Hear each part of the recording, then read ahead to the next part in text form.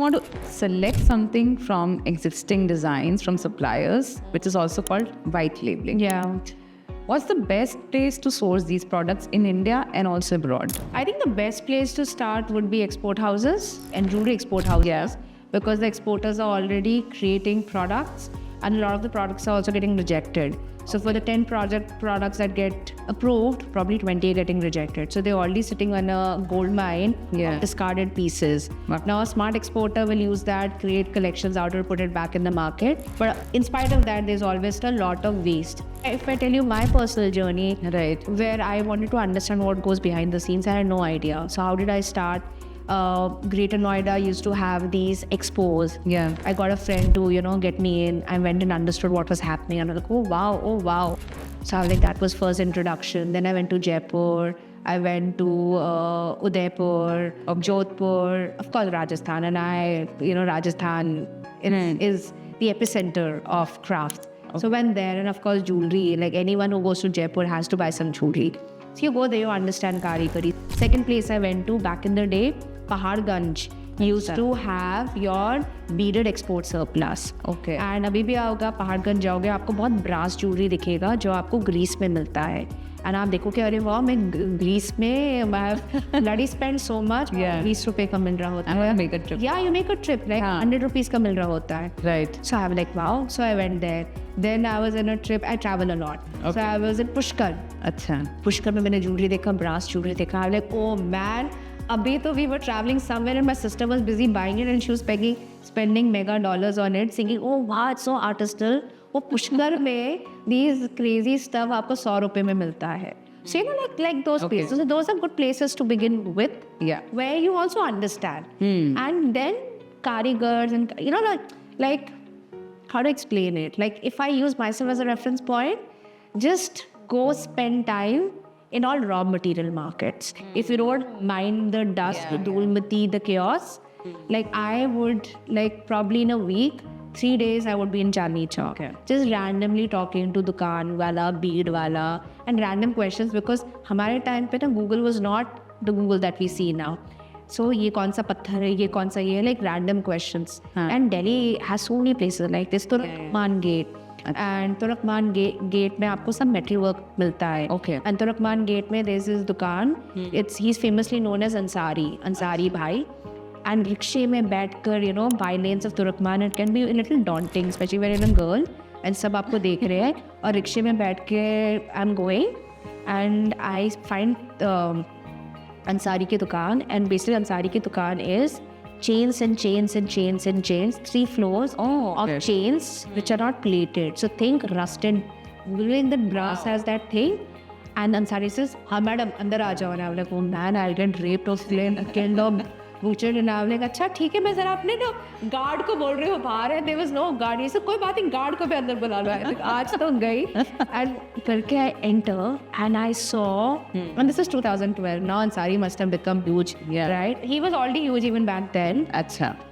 All the chains that you see in any part of the world, you think of a chain form was an Ansari ki dukaan. And then I'm like, wow.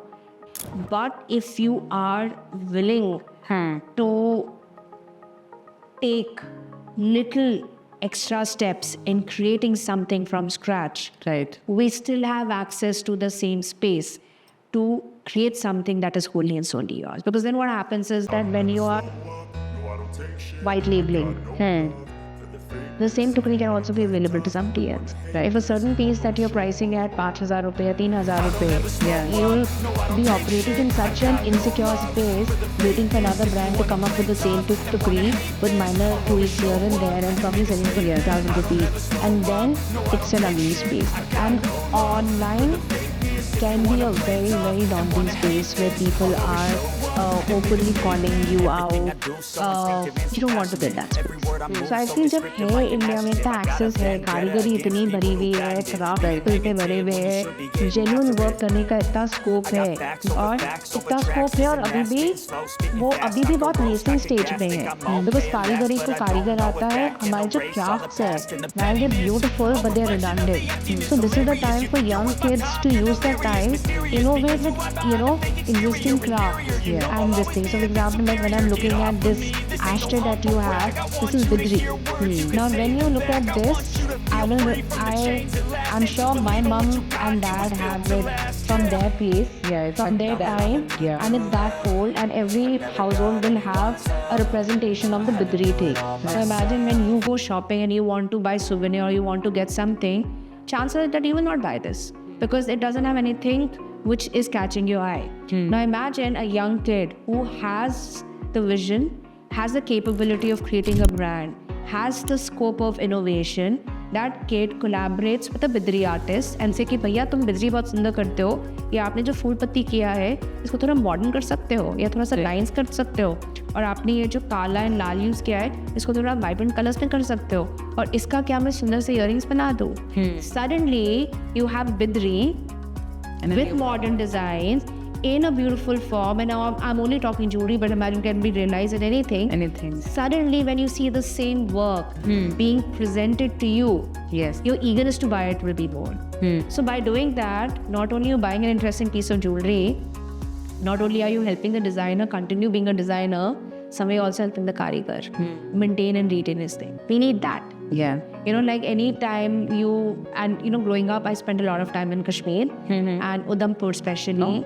And I still remember my mum used to have these chinar leaves and chinar shaped necklace, which is a very typical Kashmiri design. And imagine that same thing be recreated for us, and we will treat it as vintage jewelry. Also from Kashmir, the paper mache. And we all have representation of paper mache. Now, they are still doing the same stuff. It's the same full patti, which it's the same product. Now all you need is somebody look at it saying, "ये तो बहुत अच्छा है, colors बहुत vibrant, मजा आने वाला है. I'm going to take a modern spin on it. I'm going to set it in a contemporary space." Suddenly, it's not only a conversation starter, and that is the gap that is there in the market. You know, we for the longest time have been so eagerly inspired by international brands. Every time that we travel overseas, we want to buy something which is there. We'll go and see a local craft hai, bada maza aa gaya.